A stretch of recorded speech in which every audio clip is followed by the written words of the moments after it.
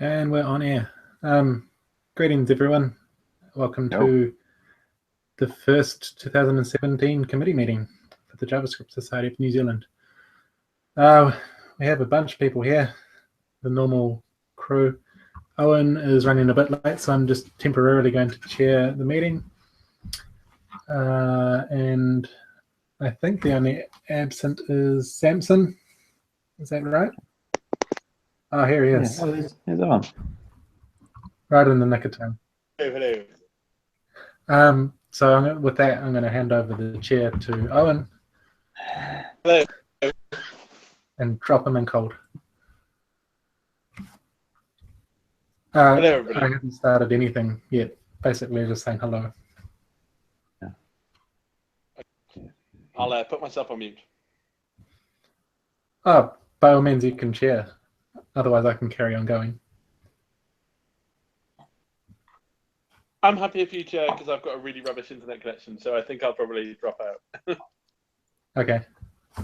Owen's lucky enough to be on holiday in the Hawke's Bay with a rubbish internet connection. Anyway, we'll get started. The first item on the agenda is talking about the current accounts versus the budget. So I had a run through the budget today. It looks like we're on track almost across the board. So membership is an interesting situation because we'll be talking about it soon, but we haven't asked for the recurring subscriptions for previous members. So far there's a bunch of members that still have membership technically, I guess, but we haven't asked for the annual subscription fee for the second time for this new financial year. So with that said, we've got $260 through the door for 2016-2017 financial year. But we were looking towards $1,400, which was our budget, because we had $700 worth of membership fees for the previous financial year. So we've got a bit of work to do in that space. The NodeBots is going relatively well. Our budget for NodeBots was to raise $5,000 in sponsorship. So far we've got $3,000 raised, and we're aiming to get $1,500 in ticket sales. And so far we're just shy of $1,000 in ticket sales. We'll be running a few more events for NodeBots, so the ticket sales should come up to that quite easily. Then we have the Node.js Wellington meetup, which is our only meetup that we're running through the society so far as a pilot. So far, we were aiming to get $2,000 in sponsorship for this year, blown that out of the ballpark and the park, and got $3,000 so far. So we're $1,000 over budget, and yeah, that's going really well. And lastly is the NZJS conference, but I'll leave that to Jen to talk about. And that's it for the budget. The one more thing to point out with the accounts is we're now GST registered, so everything going forward will have a GST number on it, including tickets for NodeBot sales and any sponsorship that's outside of the conference. Jen's handling the ticketing. The tickets already have GST on them, I believe, and any further sponsorship will have GST slapped on it. So that brings us to a conference status update. So I'll hand it over to Jen. Thank you. Okay, well, scarily enough, this is probably the second to last committee meeting we have before the conference, because time is flying by. But we're in pretty good shape, actually. I've just been re-engaging with the venue, catering, AV folks after the Christmas break, and I think that's ticking along okay. Still some work to be done. We have tickets on sale now, as you all probably know by this point, because I've been spamming Twitter a bunch about it, and I do appreciate everybody's signal boost on that one. Basically, if you're not pissed off with me for spamming about this by the time it's the conference, then I'm not doing my job properly. We've got 64 people registered at the minute. So a little bit of a slow start, but that's reasonably typical. I'm going to have to bring out the carrot and stick of you'll get preferential registration for the NodeBots workshops that we'll be running, which I haven't talked about at all yet. So that will be a fun announcement. And t-shirt, getting a t-shirt deadline. We also have 64 talks submitted, so interesting bit of coincidence there. Of those, a reasonably high percentage is international submissions. So today I've just been going through and sort of following up those submissions, because the downside of using papercall.io for our talk submission service is that it makes it easy, which sounds like a good thing, but it does mean we get quite a lot of submissions from people who haven't necessarily read all of the fine print and don't necessarily understand that we don't have a huge budget for flying people over. But there have been some good international submissions that have read the fine print and are keen to fly over, so that's really good news. And we also have a really great slate of talks from local speakers lined up. And the CFP is closing this Friday, so I'm hoping to get a few more before we close. But we're generally on track. That's more or less it. The keynotes are now confirmed. I'm not going to mention who they are on the broadcast just now, but look to see an announcement about that towards the end of this week. So thanks to everybody who helped out with GST for that's been the only real sort of hiccup in moving things along. Otherwise, I think we are, as I say, in pretty good shape. And the only other thing I want to sort of raise to the committee is that maybe not this meeting, but next meeting, I'm going to raise an issue about what we look to do, assuming that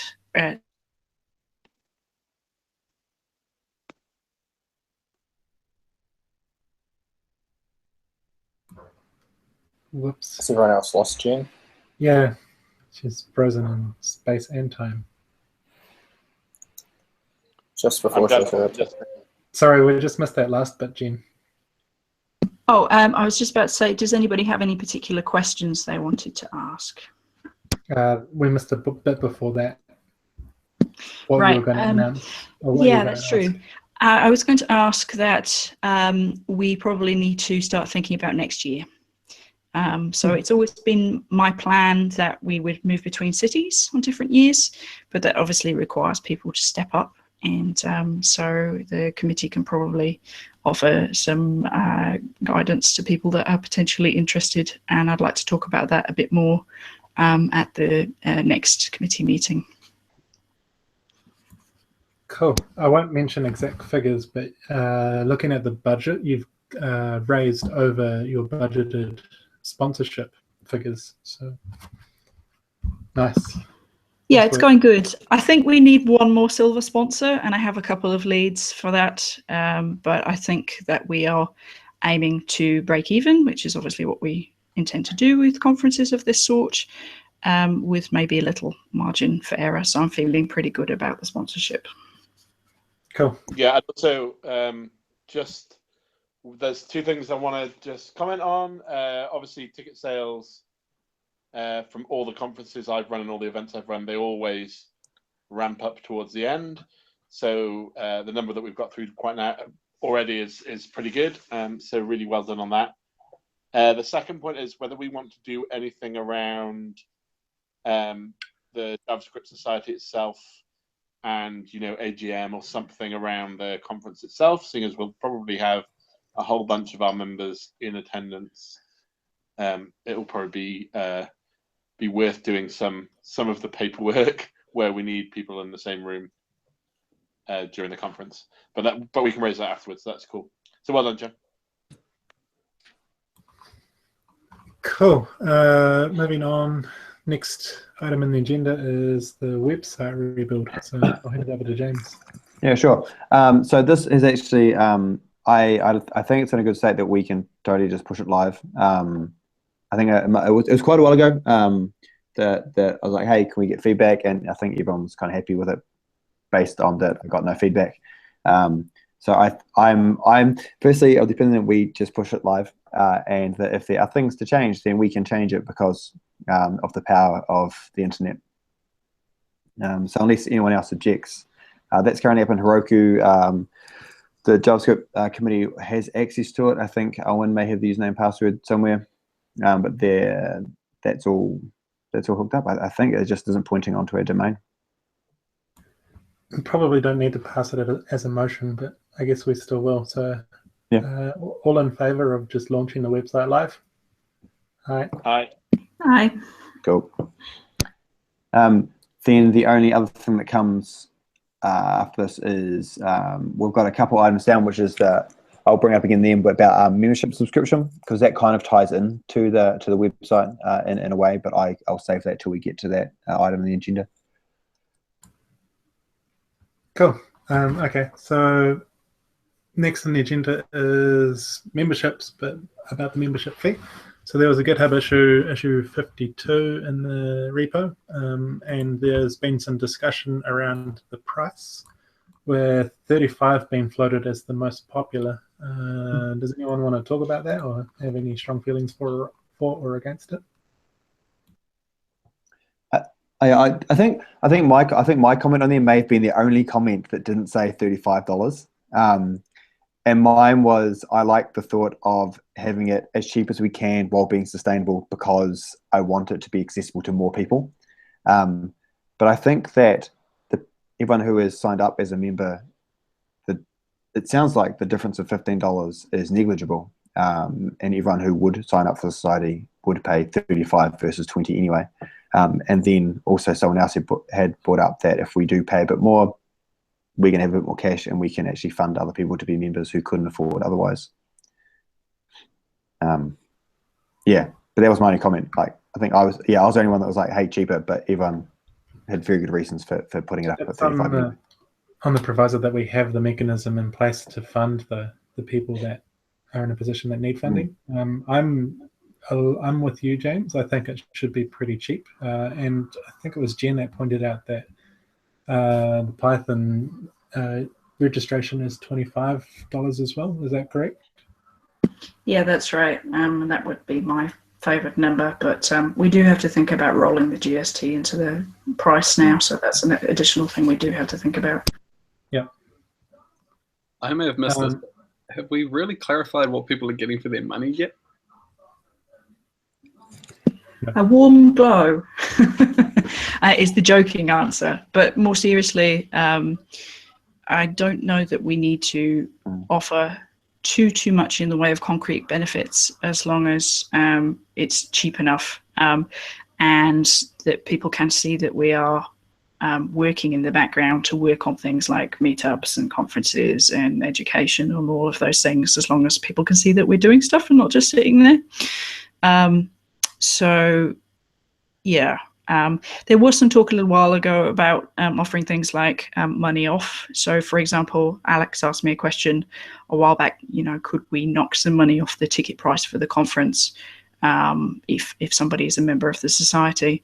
But to be honest with you, the real answer to that was no, not without artificially inflating the ticket price of all of the other tickets. So, because the margins are so thin there, because we're trying to make everything as cheap as possible. So it is a bit tricky to offer those sorts of concrete benefits. I don't know if anybody has any other ideas about things that we could offer.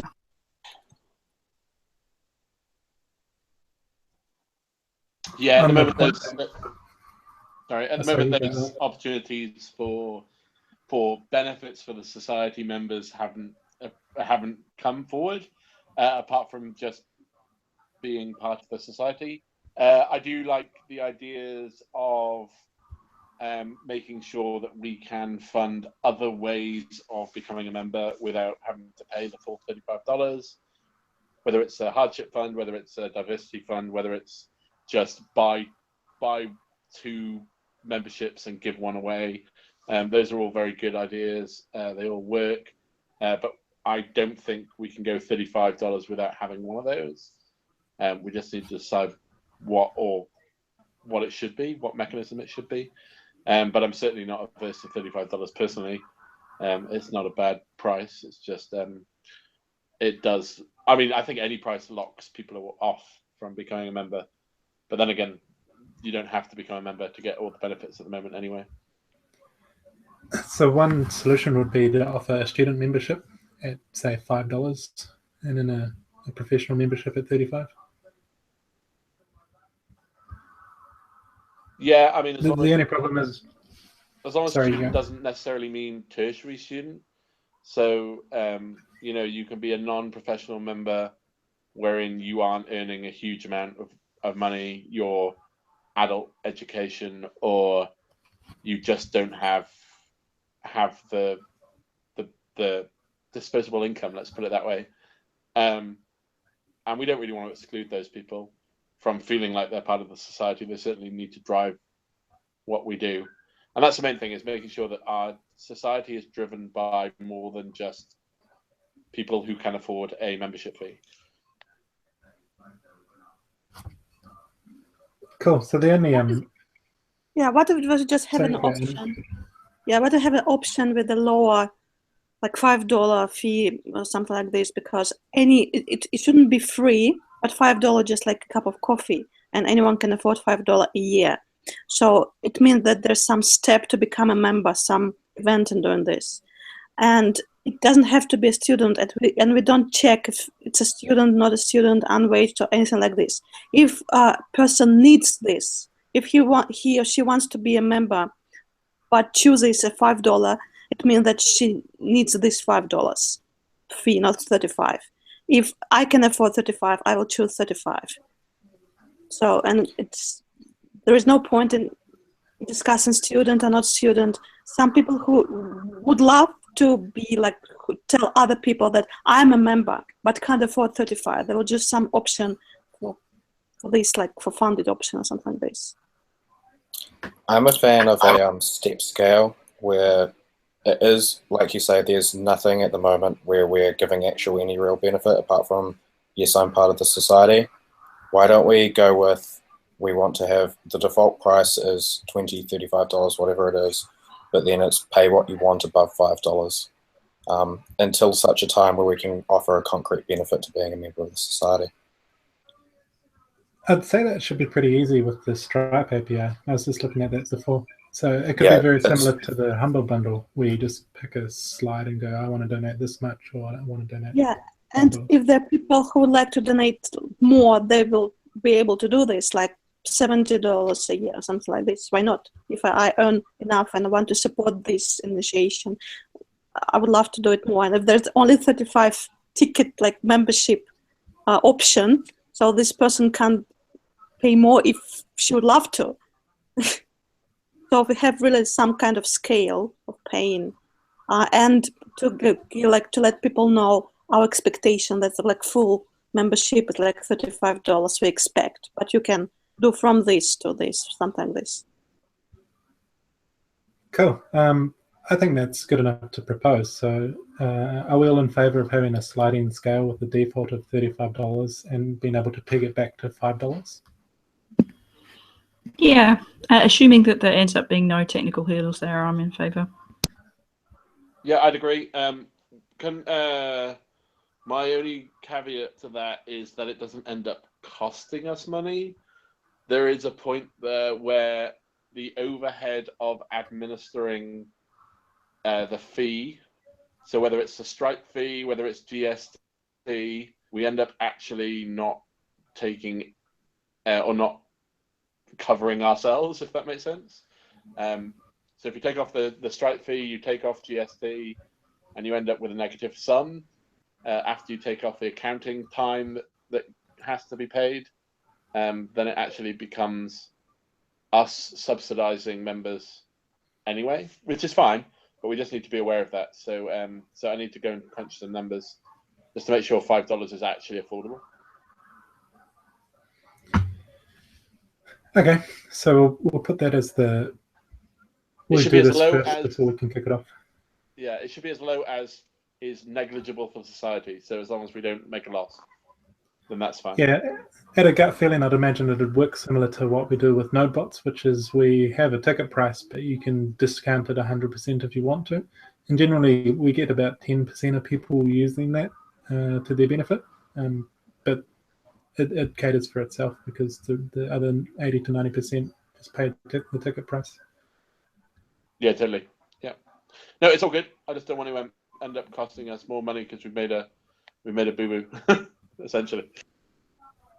In terms of getting this rolling, should we begin the process of integrating it into the site? Oh, sorry, I'm rushing ahead of myself. So that was the fee. We're going to go with the slider, and we don't know what the bottom of the slider will be just yet, because we're going to look into how much we need to charge to recuperate costs. The next question is the membership subscription tool. So this is issue 54 in the GitHub issues. I raised it just before. I was looking into different recurring subscription systems and happened to stumble across Stripe's beautiful one, and happened to remember that Jen has set up Stripe for the organization. So with that said, I was... I'll just break in slightly there, Alex. I have set up Stripe. Right now, it is pointed at the conference bank account number. But as far as I can see, there is no reason why we shouldn't just start a second Stripe account. And I got an email from them, I think like just 2 days ago, saying they have gone full public beta now. So there is no reason why we shouldn't just set up a second Stripe account in order to cater for what you're going to go ahead and suggest. Sorry, I'll let you. Cool. Yeah, so I was going to suggest we use Stripe's subscription system to handle our subscriptions. Has anyone dealt with that, played with it? Yeah, I have. It's great. It works as you'd expect. The only thing is you then need to export everything out to be able to process it through Xero, but I don't see that being a huge issue. No. Okay. And are you comfortable taking on that job of integrating that with Keystone, James, or should we dish it out to? That I can take that on. If anyone wants to jump in, you know, I don't see why we can't pitch in. But I can take care of it. At least give it a crack and start work on it. If I come across anything, I'll hit you guys up on Slack or on GitHub issues anyway. Cool. So I propose that we use Stripe as a subscription system then. All in favor? Aye.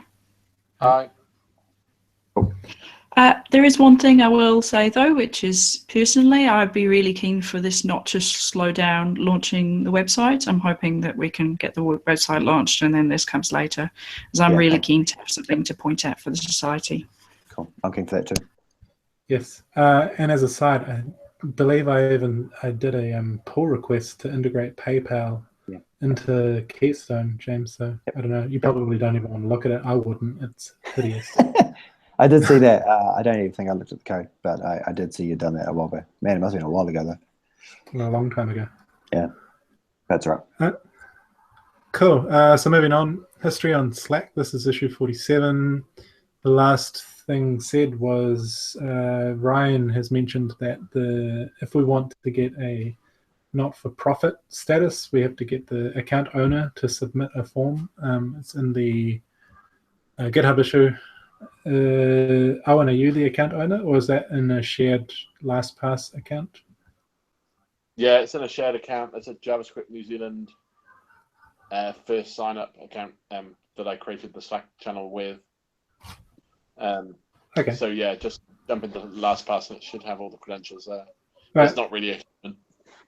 Yeah, so anyone can do this. It's not a high priority. I'd imagine that our history is there. They just don't show it to us, so we'll get it back. Fingers crossed. Okay, moving on. The Tech Community Awards. This is issue 49. I reached out to the committee the other night and said that I just don't have enough time to take on this. And Anna registered some interest in picking this up.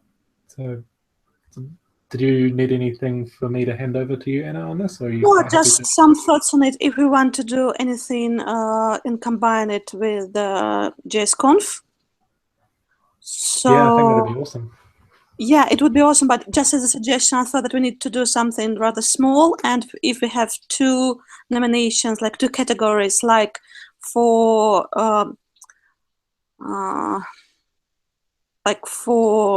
just I forgot the word.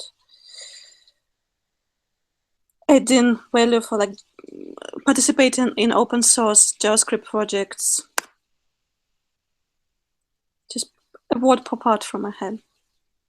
Just for participating and building stuff in JS and open source, and like adding value for JavaScript. It's like one category.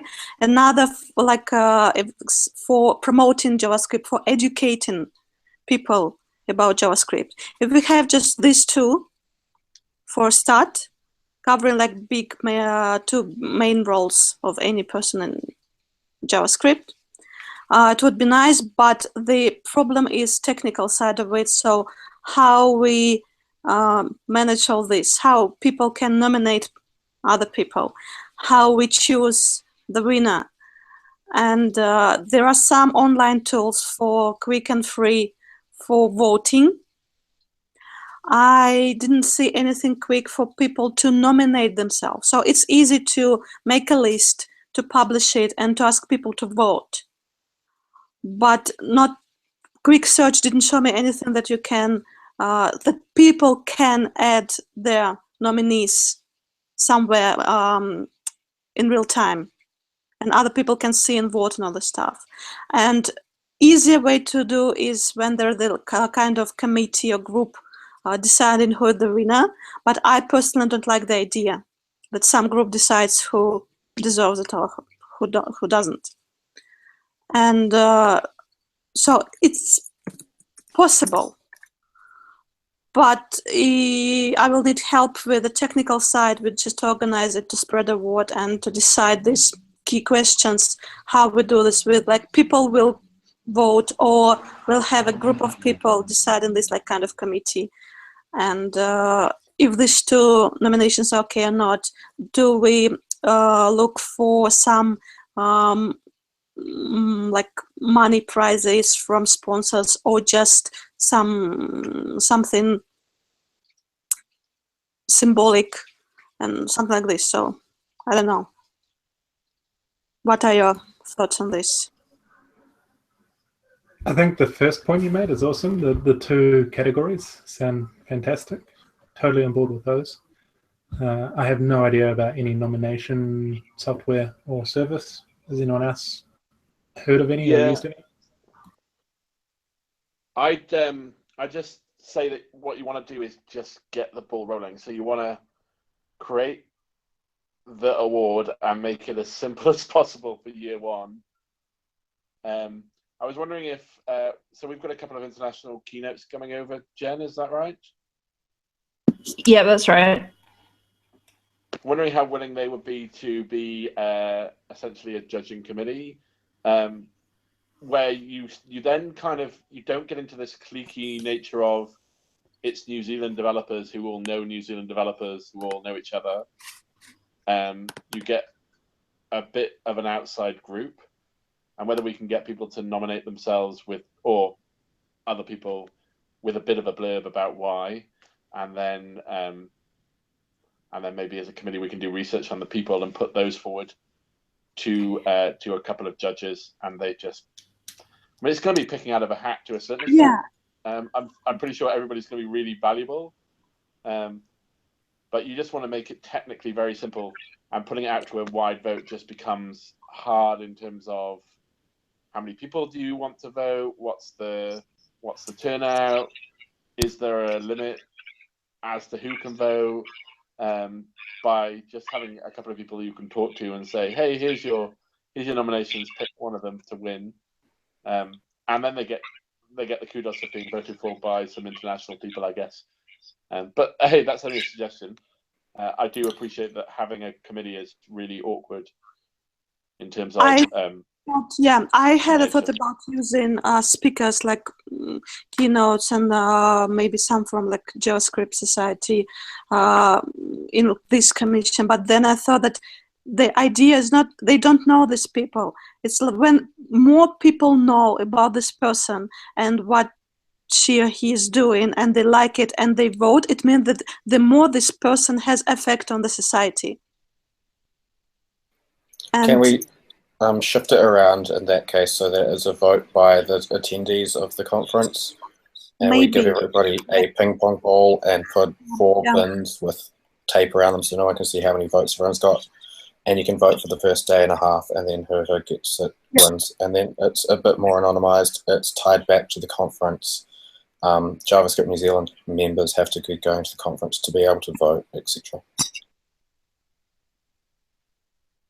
Yeah, that's a good idea. I also thought about doing this at the conference because we've got 2 days, and one day just like to present the thing and to promote it so people more people know about it, and the next day to have or just during the night and they have online voting or something like this, even online, just opened at the end of the day and closed next day before the nomination, something like this. But it depends on the turnout of nominees. If they're like, for example, I don't know, 200-300, we can't do on all of them. We need some short list. If it's like something like this, and we have if we haven't done this before, I just have no idea what the turnout might be. If it's like 5 people or 50 people or 500 people. I doubt it will be 500. I really doubt, but I think you're going to struggle actually to get people to nominate people because it's something they have to go out of their way to do. And call me a cynic, but I sort of think people are a little bit fundamentally lazy about this kind of stuff, unfortunately. I would be surprised if we ended up with more than 20, 30 nominees at the absolute limit. And I don't think that we need nomination software. I think it can just be an email process. We just need to set up a award at javascript.org.nz address that points to somebody like yourself, Anna, and that way the nominations become pretty simple. And yeah, the voting, the physical ballot boxes doesn't sound like a bad idea to me, but I'd need somebody to take that on because I'm going to have other stuff. So if you're okay with this idea to do these 2 categories, do the nominations before the JSConf, actively promote it at the day 1 and have the voting and the final thing at the day 2, like the draft idea. So I can come up with the suggestions on Slack before next meeting, just during because it's kind of urgent already. Yeah, so just to discuss it and then finally find a decision with the technical side of it, how we get the nominations and what the prizes will be. But it's minor things. So, and we can do this, for example, decide with the nominating process next week, start it, then we'll see how it will go. And by the conf, will have the what prizes will be, or just like anything. We can. So it doesn't have to be money; it just can be some kind of diploma or I don't know, something like this. So cool, and I can throw the details up on the website as well. Yeah, but cool. We potentially have a little bit of money we can push towards this too. So I think something like getting a nice little trophy made up would be awesome. Yeah. Just we can think about it closer to the date, and as long as we know how many categories and what they are, we can start thinking about it and decide by the end. But we have to start the nominating process, I hope, during the next week or 2, something like this. Yeah. So we have the whole February for people just to get some motion and do this. Cool. Does anyone want to set up awards at javascript.org.nz? If anyone's been in, I can do it. Using Google Mail. No, it's through some other interface, but I had to set up the conference one recently. So I'll just need your email address, Anna, which I'll grab from you after, and I'll get it to forward to you. It's just all aliases, basically. Yeah, we can discuss the details just together later on Slack or Skype, just details. Yep. Cool. So this is enough to get the ball rolling, so to speak, in it. Cool. Okay, so the 10th item on the agenda is issue 53. I opened it just before, setting up the society as a charity. This was after, I think Jen and I were discussing this when we were talking about the conference financials as a potential positive, but there's some concerns about the difficulty of setting it up as a charity as opposed to a not-for-profit company or society. I'll just butt in here and say that I'm aware that this is doable because while I was on the committee for NZPUG, which is the Python user group, we did actually successfully transition from an incorporated society to a charitable organisation. It's a slow process. It takes about 6 months, 9 months, something like that, to get through all of the paperwork, and somebody really has to be on top of chasing up the paperwork and stuff. But it's totally feasible, and they'll be looking primarily at our educational efforts, and we might have to rewrite our rules to emphasize the education work that we do by outreach and meetup events and that sort of thing. But I know that it is a feasible thing to do, and it does bring us several benefits in terms of the GST stuff. Can I ask who are the trustees of the NZPUG charity? I'm sure. Yeah, so it is set up quite like the structure that we have for our incorporated society, as far as I'm aware. So members of the society, have voting rights, etc., for the incorporated society.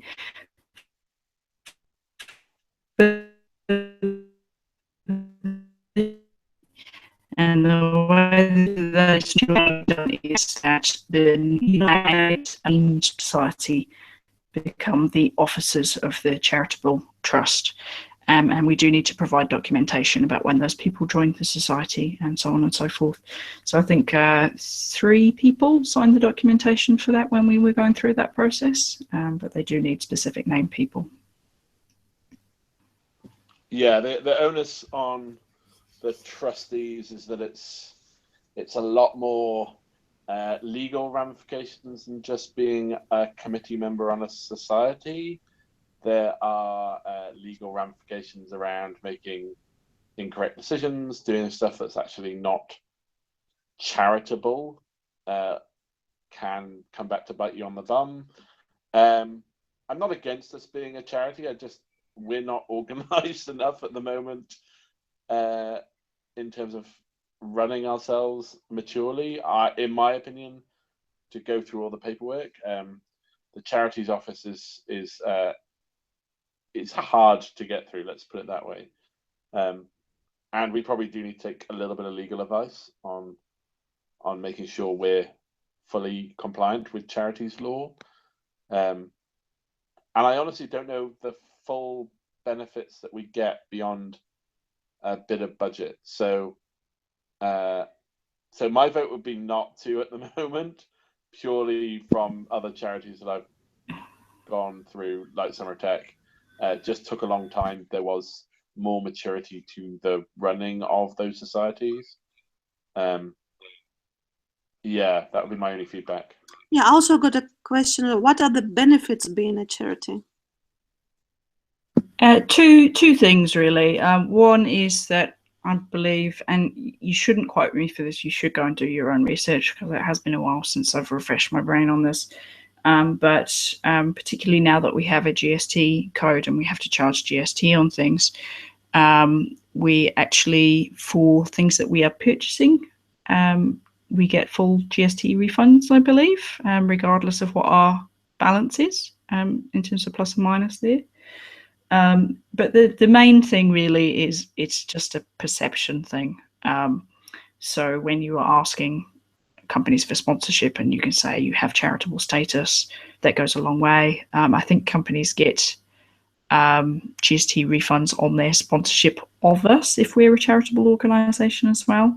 There are a bunch of things along those lines, but Aaron is totally right that we should get some proper advice before we embark on this. And like I said earlier, it's a slow and protracted process, and I'm certainly not keen to start it until after the conference is over, and maybe even after we've got all the recurring payments and so on set up, and we've been doing that for a little while as well, and we're a bit more stable.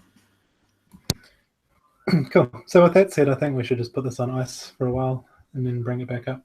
after the conference is over. Yeah, maybe set up a timer for like 6 months or something for it to bug us or something like that. Cool. Will do.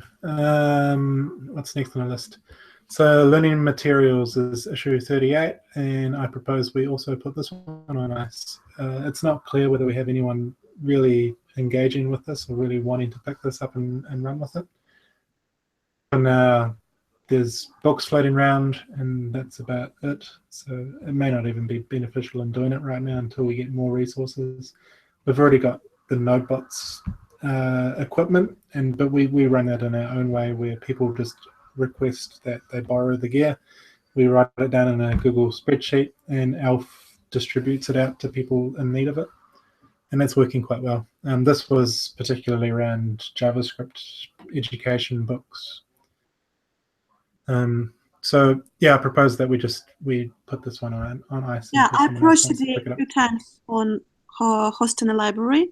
They just haven't answered me. I tried through a couple of channels. They just like ignored the question, and I decided not to push if it's not like a good idea for them. Maybe. I don't know. Yeah, from memory, I think I spoke with a few people at the library, and they said that there was just so much tape and red tape and trying to do anything with them that it's not even worthwhile working with them. So yeah, we'll just close this issue unless anyone has any objections. Nope.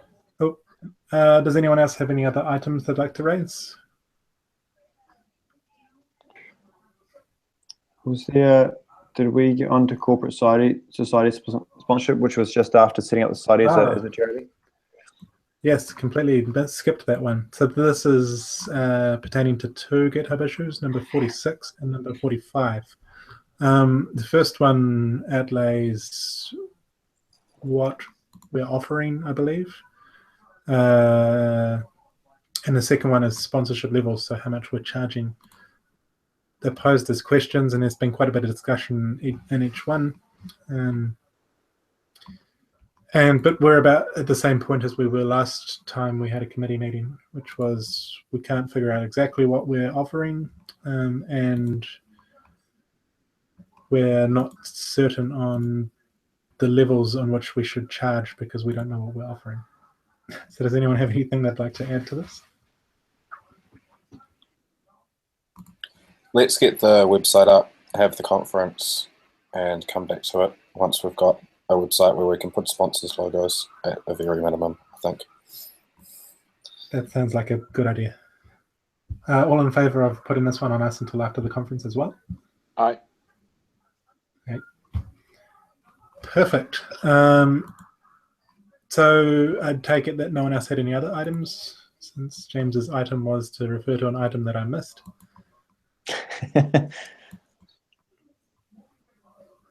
Hello, Samson. I see your face now. I think Samson joined us about half an hour ago. In that case, that's it.